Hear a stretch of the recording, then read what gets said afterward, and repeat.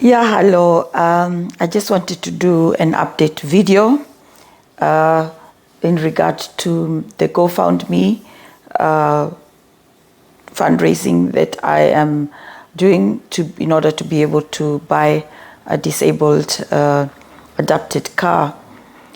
At this juncture, I'm really, really grateful. I've already sent each and every one of you a thank you message, but I can never be so grateful. There are no words that can express how much I really appreciate that each and every one of you dug in your pockets to be able to, to help me journey this with the aim of reaching the 30,000 euros where I could be able to purchase a disabled car. This disabled car, for those of you who are not aware, my husband died in 2021 and has left a huge gap in my life. He was like literally everything for me, and also the person that really was the shock absorber around me in terms of racism, so much so that life was for me pretty much normal because we went and we were doing everything together. So his death has left a huge piece of hole, not only emotional, mental and everything, but that security of when I navigate in white spaces, those days do not need to think or to worry that that I was going to be experiencing the racism. His death has now exposed me into the arena where I am experiencing a lot of racism. I like to drive. I love driving, but I'm a daytime driver. So in order to compensate and also to continue doing my trainings, I decided to continue but use public means. This is virtually impossible here in Germany. To have that combination, being black, being disabled, and using public means, and also being a freelancer, so means a business person. If I explain to you a bit, if the alternative would be, most people would tell me, why don't you use a taxi? But taxis are not available as in any other, say in every other town. You don't have wheelchair taxis like the way you'd have them, for example, in Edinburgh, where we were for some time.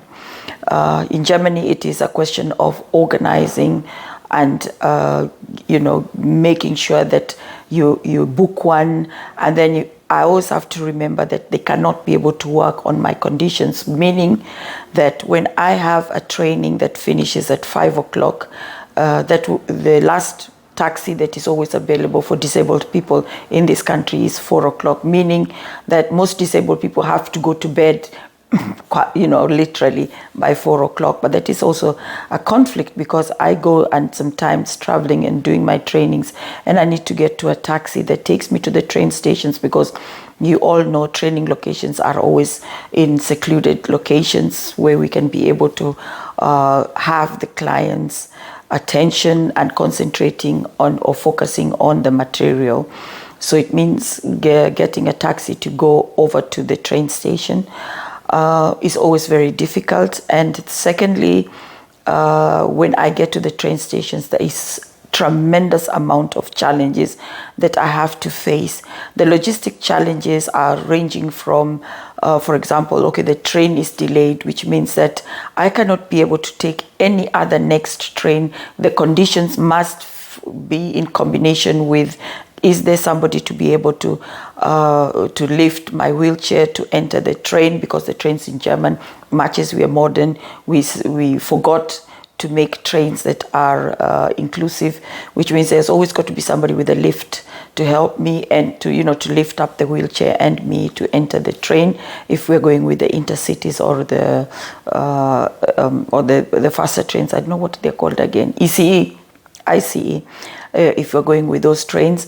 And then on top of it, Then you have, like for example, getting on and off the platforms. I've experienced so many challenges that I had to go maybe 2 stations because the lift was not working, or the station that I had to get off did not have a provision for a lift. So this is very challenging, and things that are adding on top of the stress, traveling and going to run trainings by clients or coming back home to be more challenging. I tended to think, okay, I can take all that into consideration, live with it. But my biggest problem was the racism, experiencing the racism, the mistreatment. That is what then, and also the last incident that I had where a driver was not willing to open the ramp, and in his rage, he left the ramp that fell on my leg. That was very, very painful, which also required that I do a police report about it, which is being investigated. But in the meantime, I've really decided I am no longer going to be able to continue using public means. There are just too many conditions, or too many unfavorable conditions that I am not prepared to meet with. So each and every donations that you are giving is taking me always one step nearer to achieving my goal. I'm planning to buy a second-hand car. I'm not a person that goes out to, I'm not keen on buying, those expensive things. I am quite okay with a second-hand car, which has all the adaptations that I need, that can be able to make me be independently mobile. That means I'm getting in without having to always have to have a team of people to facilitate in loading the wheelchair, and then get another team of people to facilitate offloading it and unloading it at the client's locations. So like I said, each and every amount of money, irrespective, is a step closer for me to achieve my goal. And I'm very, very grateful for whatever that you do. If you share this, contribute, suggestions, etc., that can be able to get me closer to my goal, I am very, very grateful. So thank you very much. And yeah, I'll keep you more posted.